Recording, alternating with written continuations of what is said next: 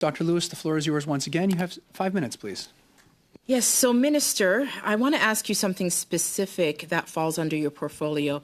As the Minister responsible for housing and who is accountable to the National Housing Agency, is the CEO of CMHC receiving a bonus this year? I don't typically involve myself with the compensation of employees of Crown Corps. I don't know what the status of bonus. I would point out there's an interim CEO right now, and it may be a unique structure. Do you not see the budget process for the CEO? It's hasn't been determined yet. sorry, I could just as easily yield, although my deputies just shared with me that it's a governor and council process and that the bonus hasn't actually been determined. Been determined, okay. And do you think that it's fair that the CEO of CMHC receives a bonus in a year where housing starts are down? I think it's important that elected officials don't try to interfere with the compensation scheme set for public servants. I think it would be a bad practice. So from my perspective, if there is a process that people were following, that process ought to be followed. So performance could be dismal, and your government would still would still think it's okay for public servants or CEOs of crown corporations or agencies to receive bonuses, even though performance is abysmal? Well, the performance standards reflected in a given bonus structure should reward performance. Now, there's housing conditions that are challenging that may be inside or outside of a person's control. But again, once you have a process designed to reward performance, that process should be abided by. And when performance is down, there should be bonuses. Is that what you're saying? Those are your words, not mine. Okay. Well, can we go back to one of your previous answers, ministers? You stated that the $4 billion Housing Accelerator Fund that I referred to was incorrect, but that's actually on page 45 of the budget.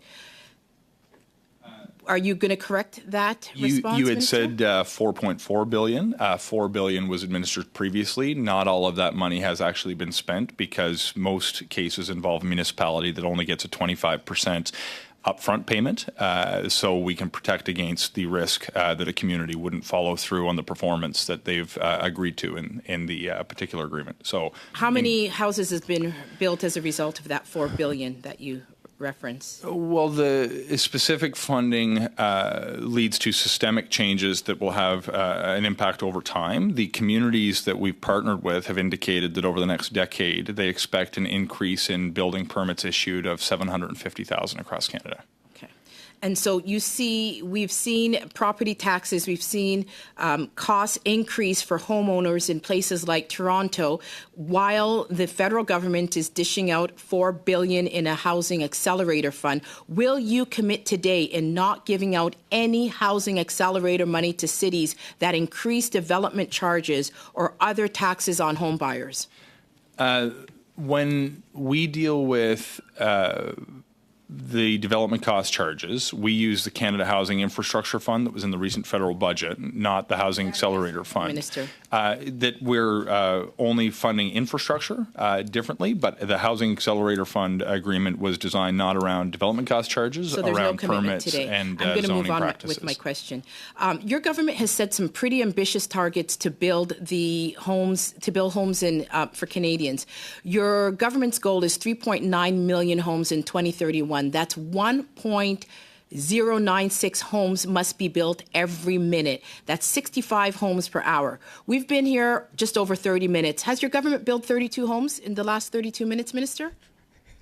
My view is that people who would suggest a problem is impossible to solve shouldn't try to interfere with the person who's trying to actually solve it. If your goal is to throw up obstacles every way, feel free, have a field day.